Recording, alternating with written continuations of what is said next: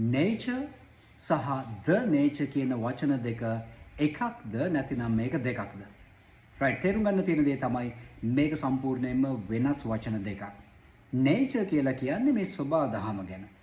I love nature. I like to connect with nature. මම හරිම කැමති මේ සබා දහමත් එක්ක එකතු වෙන්න. අන්න සබා දහම ගැන කියද්දී අපි පාවිච්චි කරන්නේ nature. නැත්නම් අපිට කියන්න පුළුවන් mother nature. සබා දහම් මාතාව. හැබැයි අපි the nature කියලා කියනවා නම් ඒකේ තේරුම තමයි අර යම්කිසි ස්වභාවයක් මේක තමයි ඒ හැටි ස්වභාවය වගේ. example එකක් අපිට කියන්න පුළුවන් ඒක තමයි අපේ තාත්තගේ හැටි ඔය. That is the nature of my father. Don't get angry. මේ තරහ ගන්න එපා. ඒ අපේ තාත්තගේ හැටි. That is the nature of this company. මේක තමයි මේ අපේ company එකේ හැටිය විදිහ.